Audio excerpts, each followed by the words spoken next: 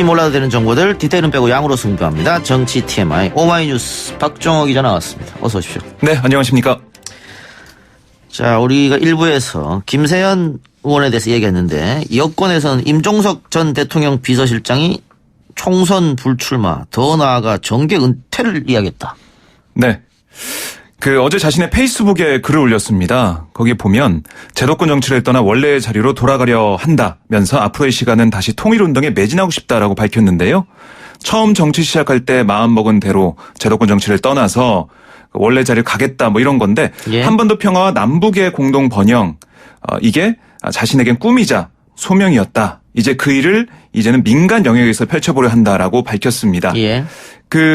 사실 임 전 실장이 34세의 나이로 16대 국회의원이 됐거든요. 예. 그 얘기를 하면서 어느새 20년의 세월이 흘렀다. 환희와 좌절 그리고 도전으로 버무려진 시간이었고 그중에서도 대선 캠페인부터 비서실장까지 문재인 대통령과 함께한 2년 남짓한 시간은 제 인생 최고의 기쁨이고 보람이었다. 이런 소회도 밝히기도 했습니다. 종로에 출마할 계획이 있다. 그래서 주소도 종로로 옮겼다. 뭐 이런 얘기까지 나왔었고요. 그렇습니다. 민주당 입장에서는 거물급 정치인이기 때문에 전략공천을 하든 어떻게 하든 이 자산을 활용할 수 있었을 텐데 네. 총선 불출마를 넘어서 정치를 떠나겠다.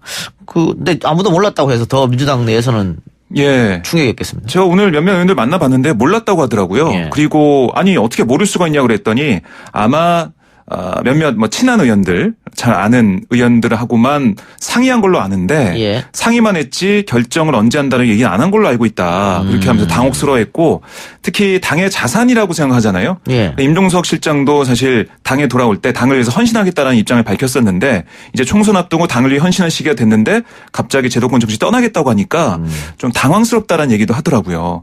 왜냐하면 임 전 실장이 종로에 나가든 아니면은 일각에서 제기됐던 나경원 대표 지역구에 나가든 예.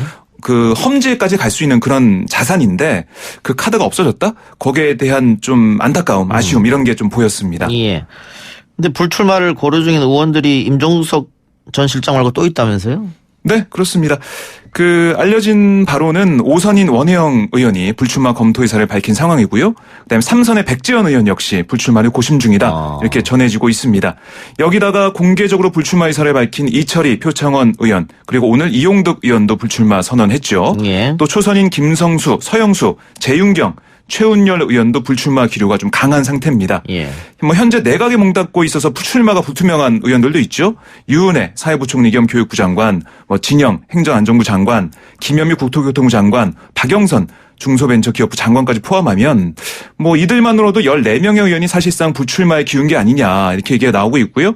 여기다가 지금 의원들 평가를 통해서 하위 20% 공천 안 주겠다 얘기가 좀 나오고 있지 않습니까? 예. 여러 가지 감점을 주겠다 이 정도긴 하지만 어쨌든 낙인 효과가 있기 때문에 그 정도 되면 30명 넘는 의원들이 자연스럽게 불출마하게 된다 이런 당의 입장이 좀 나오고 예. 있습니다. 당대표인 이해찬 의원도 불출마했고. 그렇습니다. 예. 지금 이용득 의원도 불출마 선언. 네, 오늘 했어요. 예. 오늘 했는데 국회의원 한 번 더 한다고 해서 우리 사회가 바뀔 것 같지 않다 이런 취지의 얘기를 했고요.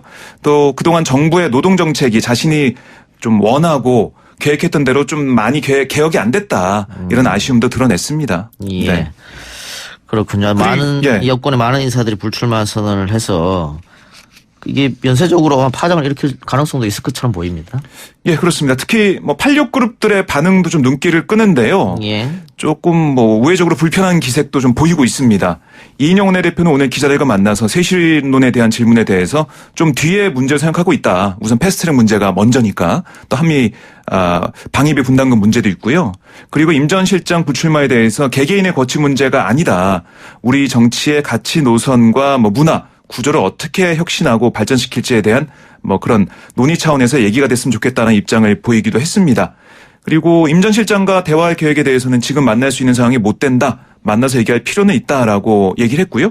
우상호 의원 같은 경우 라디오 방송에서 우리가 무슨 자리를 놓고 정치 기득 객관화돼 있다라는 뭐 얘기를 하는데 모욕감 같은 걸 느낀다 뭐 이런 불편한 기색을 드러내기도 했습니다. 최재성 의원, 뭐 86세대 최재성 의원도 한 라디오 방송에서 임 전 실장 불출마에서 이어지는 86세대 용태론을 뭐 질문받자 민주당은 공천 물갈이가 필요 없는 정당이 됐다. 시스템 공천으로 86세대에게도 똑같이 적용되는 규칙이 있다라고 강조를 했습니다. 예. 2000년 총선에 당시 민주당 총재였죠. 김대중 대통령이 혁신적 공천을 해서 그때 86세들이 많이 들어왔거든요. 임종석 실장도 34살이 그때 들어오는 것이고. 네. 이후에 또 2004년 총선인가요? 탄핵을 거치면서 소위 말하는 탄도리들이라 불리는 86세대 또 많이 들어왔고. 네. 그분들이 지금 기득권이 된 거 아니냐 이런 지적이 있기 때문에 아마 그런 얘기가 나온 것 같고요. 그렇습니다. 그래서 일각에서는 뭐 청년들 세대에서는 86세대 때문에 제대로 뭐 성장하지 못했다. 예. 크지 못했다. 이런 얘기도 나오고 있습니다. 사실. 예. 자유한국당 얘기해 봅시다. 김세현 의원이 총선 불출마를 선언했는데 불출마를 선언하면서 자유한국당을 향해서 굉장히 큰 쓴소리를 해서 이 파장을 낳고 있는 거예요. 예. 사실 그 민주당의 그 임종석 의원 같은 경우와 김세현 의원은 좀 다릅니다. 상황이. 왜냐? 임종석 의원은 자신 개인에 대한 얘기를 했어요. 그 제동구 정치를 떠나가지고 통일운동하겠다 이 정도로 끝났는데 김세현 의원은 당을 해체하자. 역사의 민폐다 한국당은. 그리고 생명력을 잃은 좀비다. 비호감이 역대급 1위다. 라고 얘기하면서 황교안 대표, 나경원 원내대표 다 사퇴하고 의원들 다 사퇴하자. 아예 새로 당을 만들자. 보수 세력을 새롭게 만들자라는 얘기를 한 거예요. 예. 아예 차원이 다른 겁니다. 그런데 이 이야기를 듣고 자유한국당의 중진들 특히 영남권 중진들이 부글부글 끓고 있다. 그렇습니다. 당연한 얘기죠. 네. 사실은 영남권 지역 의원들, 중진들 불출마 압박이 상당히 셉니다. 왜냐? 그 영남권 뭐 TK나 뭐 PK 지역 같은 경우는 공천만 잘 받으면 의원이 될 가능성이 높잖아요. 예. 그래서 기득권이라고 보여지고 있어요. 예. 그래서 그 기득권을 놓고 뭔가 희생하는 모습을 보여야 한국당 자체도 새로운 인물이 들어오고 뭔가 수혈이 되는데 왜냐? 좋은 인물을 데리고 오려고 하려면 뭔가 보장해줘야 되잖아요. 예. 보장해줄 지역구가 영남권입니다. 그렇겠죠. 수도권도 어렵죠. 예. 호남은 더더욱 어렵죠. 예. 그렇기 때문에 비워놓고 뭔가 개혁을 해야 되는데 통합을 해야 되는데 그게 안 되고 있으니까. 근데 영남권 의원들은 반발하고 있죠. 아니 왜 누구 보고 나가라 마냐 이렇게 얘기하냐. 공천 과정을 통해서 평가를 통해서 해야지 이거는 왜 낙인 찍어서 내보내려고 하냐 이런 비판도 있습니다. 예. 그래서 여의도 연구소장 자리는 왜 차지하고 있냐. 네. 당에 비판을 했으면 여의도 연구소장 자리를 또 당연히 내놓아야 한다. 그렇습니다. 여의도 연구원장 그 자리가 당대표가 임명하는 거예요. 그래서 황교안 대표가 임명을 해가지고 그 자리에 있는 건데 아니 황교안 대표를 그 불출마하라고 사퇴하라고 얘기를 했는데 왜 그 자리에 있냐. 뭐 김세현 의원 얘기는 그 여의도 연구소에 있으면서 계속해서 앞으로 보수 세력을 어떻게 혁신하고 새로운 보수 세력을 만들 건지 그걸 논의하고 고민하겠다 이런 얘기거든요. 예. 근데 다른 의원들 생각에는 아니 그거 좀 말이 안 되지 않냐. 기득권 유지하면서 자신은 왜 그런 얘기를 하고 있냐. 예. 이런 비판이 있는 거죠. 알겠습니다. 이런 반발에 대해서 김세현 의원은 어떤 생각을 갖고 있는지 내일 아침에 하는 YTN 라디오입니다. 출발새 아침. 노영희의 출발새 아침. 김세현 의원 인터뷰가 예정되어 있다니까요. 여러분들 내일 아침에 YTN 노영희의 출발새 아침 많이 들어주시기 바랍니다. 자, 그리고 문재인 대통령은 내일입니까? 네. 국민과의 대화를 준비하고 있다고요?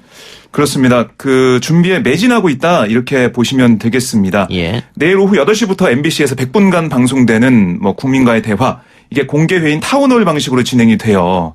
이게 정해진 시나리오가 없습니다. 이게 중요하죠. 뭐 다른 자리나 이런 데서는 시나리오가 있는 그 사안이 좀 많았는데 이건 없어요. 300명의 방청객이 즉석에서 손을 들고 궁금한 점을 질문하면 문재인 대통령이 답변하는 형식이에요. 예. 그러니까 뭔가 어떤 질문이 나올지 알 수가 없는 거죠. 예. 그래서 모든 현안이 다 나올 것이다. 그게 좀 기대가 되고 있고요. 한반도 비핵화 문제, 남북관계 문제, 또 외교안보 문제, 지소미아 문제 이런 게 나올 수도 있고 또 조국 정국 같은 문재인 대통령으로서는 좀 껄끄러운 문제 예. 또 나올 가능성이 있습니다. 또한 부동산 대책과 기업 활력 제고 같은 경제 문제, 또 학부모들의 관심이 집중된 대입 제도 문제 이런 것도 질문에 포함될 것으로 보입니다. 청와대 관계자 얘기를 좀 들어보니까 사실 그래서 이걸 준비하느라고 오늘 원래 예정돼 있던 수석보좌관 회의도 열지 않았어요. 계속 준비를 하고 있고 내일 토론을 통해서 국민들을 좀 설득하고 국민들에게 솔직한 모습을 보이겠다 이런 판단이 담겨 있습니다. 예. YTN 텔레비전에서도 아마 생중계 예정이 되어 있는 걸로 알고 있는데요. 네. 여러분들 많은 시청 바랍니다. 또 다른 얘기 봅시다. 김정은 북한 국무위원장이 협상 시한으로 연말까지다 이렇게 이야기했었는데 네. 얼마 안 남았어요. 한미 국방장관이 한미 연합 공중훈련을 연기하기로 했다. 그렇습니다. 아세안 확대 국방장관 회의 참석자 태국 방콕을 방문 중인 정경도 국방장관과 마크 에스퍼 미 국방장관이 어제 양자회담 뒤에 공동 기자회견을 열었습니다. 여기서 이번 달로 예정됐던 공중훈련 연기 방침을 밝혔는데요. 한미 양국은 김정은 북한 국무위원장이 비핵화 협상 시한으로 제시한 연말이 다가오면서 북미 실무 협상 재가동을 위해서 적극적으로 여건을 마련하자는 데 공감대를 형성했다. 예. 이렇게 보시면 되겠습니다. 판을 깔아준 거죠. 예. 북한이 계속 비판했기 때문에 좋다. 그러면 체제 보장은 이렇게 해준다. 이걸 좀 보고 우리의 진정성을 믿어달라. 이렇게 예. 나오는 거죠. 그러니까 북한 쪽에서 계속 한미 연합훈련에 대해서 불편한 심정을 드러냈고 네. 특히 우리 공군이 도입한 스텔스기에 대해서 굉장히 그렇습니다. 알레르기 반응을 보이고 있지 않습니까? 맞습니다. 우리는 이제 다 포기하고 무기나 미사일 훈련 시험도 다 안 하고 있는데 왜 한미는 이렇게 최신식 무기를 가져와서 북한을 위협하느냐 이런 얘기를 하고 있는 거죠.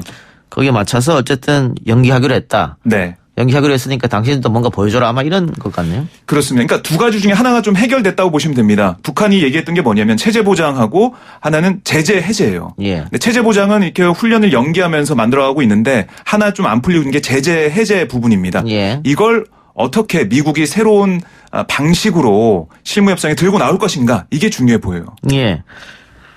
그러니까 어떻게 제재를 푸느냐 이거는 뭐 북한이 계속해서 풀어달라고 요구하는 건데 네. 미국이 어떤 카드를 들고 만나느냐 거기에 따라서 달라지는 그렇습니다. 거잖아요. 네. 그동안은 미국이 계속 안 된다고 했습니다만 또 트럼프 대통령이 트위터에다가 곧 보자는 트위터를 써서 네. 어떻게 될까? 영어로 see you soon이라고 적었더라고요. 예. 곧 보자라는 뜻이죠. 트위터에 김 위원장을 향해서 나는 당신이 있어야 할 곳에 데려다 줄 수 있는 유일한 사람이다. 당신은 빨리 행동해야 하며 합의를 이뤄야 한다라고 얘기를 했고요. 곧 보자라고 적었습니다. 그러니까 3차 북미 정상회담 기대감도 끌어올린 건데요. 우선 3차 정상회담이 열리려면 먼저 열려야 될 게 바로 실무협상입니다. 예. 그러니까 미국이 어떤 방식으로 어떤 새로운 제안을 들고 나오느냐. 예. 결국 종결 지점은 그 지점이 되겠죠. 네, 아무리 트윗을 날려도 실무협상을 통해서 논의를 해야 3차 협상까지 가는 거고요.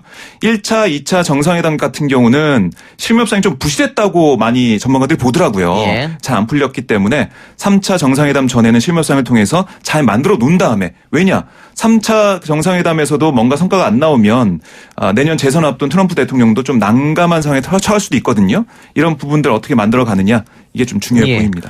오늘이 보니까 금강산 관광이 시작된 지 21주년 되는 날이던데. 네. 금강산 관광은 어떻게 되는 겁니까? 상황은 별반 변화가 없어 보입니다. 예, 이게 좀 안타까운데요. 통일부는 오늘 북한의 금강산 시설 철거 최후 특정과 관련해서 만남에 의한 처리와 상호 합의에 의한 처리 이 부분을 계속 강조하고 호응을 촉구하고 있다. 이 정도로 얘기를 했고요. 이 통일부에서는 현재까지 금강산 관광 문제와 관련한 남북 간 입장차가 굉장히 크기 때문에 정부로서도 사업자들과 면밀히 협의해서 대응책을 마련해 가고 있다. 다만 남북 간 문서 수발신 상황은 일일이 공개하지 않겠다라고 설명했습니다. 뭔가 더 오갔을 수는 있는데 그건 공개하지 않겠다. 이렇게 풀이가 됩니다. 예. 근데 북한에서 공개적으로 계속 만남 필요 없다. 그냥 철거해서 가라. 네. 계속 이렇게 나오고 있기 때문에. 근데 또 한 가지 볼 게 뭐냐면 철거해서 가라고 했지만 시점은 명확하게 얘기하지 않았습니다. 예. 그래서 아직까지는 여지가 있는 게 아니냐 이런 생각이 좀 들고요. 특히 어떤 부분을 좀 봐야 되냐면 만약에 우리가 현대 아산 쪽에서 투자해 놓은 이 시설을 그냥 철거해 버린다? 과연 어떤 외국 자본이 투자하겠느냐? 그런 이걸 봐야 리스크는 됩니다. 북한이 떠안고 가야겠죠. 만일 그렇게 된다면. 그렇게 된다면 이제 예. 북한만 독자적으로 개발해서 한다는 건데 그게 예. 쉽지는 않을 걸로 보여요. 예. 그래서 전문가들 중에서는 아직 끝난 건 아니다. 좀 더 보자 이런 얘기들 하더라고요. 예. 그러면 어쨌든 북미 회담이 순탄하게 이루어져야지만 금강산 관광도 자연스럽게 이루어진다. 이렇게 봐도 되겠네요. 그렇습니다. 네. 예. 그리고 또 하나 중요한 문제가 이 한미 방위비 분담금 문제인데요. 3차 회의가 18일 오늘이죠. 오후에 열렸다고 하는데 네. 회의 결과가 나왔습니까? 아직 정확한 회의 결과가 나오지 않았습니다. 오늘 비공개 회의로 진행이 됐어요. 잠시 전에 오후 1시에 시작이 됐고요. 너무 차이가 크죠. 예. 5배나 올려달라는 미국 우리 입장에서는 현상대로 합리적으로 좀 유지해달라 뭐 이렇게 좀 하고 있는데요. 이틀간 본격적인 간극 조율에 나서긴 하고 있습니다.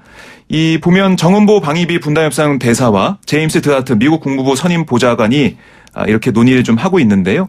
드하트 대표가 이번 회의에 앞서서 지난 5일에서 8일 비공식 방안에서 한국 여론을 청취하기도 했다고 합니다. 예. 그러면 우리 국회나 아니면 우리 민심이 어떤 입장이 좀 알 텐데 오늘 협의를 통해서 또 내일까지 이어진 협의를 통해서 어떻게 정점이 좀 찍힐지 좀 봐야 될 것으로 보이고요. 예. 지금 우리 국민들 입장에서는 이게 너무 과하다는 얘기가 좀 많이 나오고 있고요. 오늘 이 협상장 주변, 그러니까 한국국방연구원 주변에서는 민주노총, 한국진보연대 등 50여 개 시민사회단체로 꾸려진 민중공동행동, 그리고 전쟁 반대 평화 실현 국민행동, 평화 통일 여는 사람들 이런 분들께서 집회를 열고 분담금 인상 반대와 주한미군 감축 등을 요구하는 상황도 있었고요.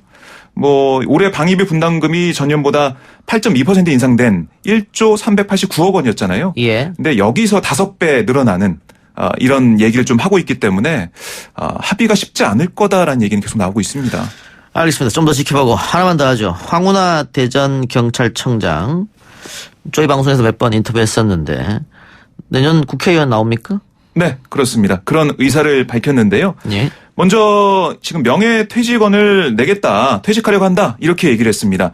오늘 경찰 내부망에 다음 달 초로 예상되는 정기 인사에 맞춰 퇴직하려고 한다라는 글을 올려서 명예퇴직 신청 사실을 알렸는데요. 내년 총선에서 고향인 대전에서 봉사하고 싶은 마음이 뚜렷하다면서 총선 출마 의지도 언론을 통해서 밝혔습니다. 그런데 이 황 청장이 출마하기 위해서는 명예퇴직하기 위해서는 한 가지 넘어야 할 숙제가 있습니다. 바로 김기현 전 울산시장과 관련한 수사. 예. 이게 이 수사를 총지했다가 한국당과 사건 관계인 등에 고소고발당했거든요. 예. 근데 보면 대통령 훈령을 보면요. 공무원 비위 사건 처리 규정은 감사원 및 검찰, 경찰 등 수사기관에서 비위와 관련해 조사 또는 수사 중인 경우 의원 면직을 허용해서는 안 된다고 정하고 있습니다.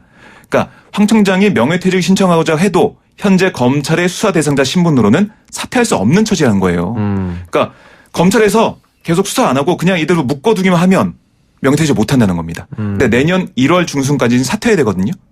그러니까 시간이 별로 없는 겁니다. 이런 상황이 있고 김기현 전 울산시장은 오늘 오전 울산시 의회에서 기자회견을 열었습니다.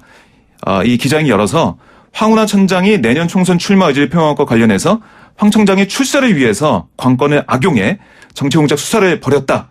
이 추악한 거래의 진상이 드러났다라고 주장하기도 했습니다. 알겠습니다. 오늘 박정호 기자 이야기는 여기까지 듣죠. 수고하셨습니다. 네, 고맙습니다. 네, 지금까지 정치 TMI 오마이뉴스 박정호 기자였습니다.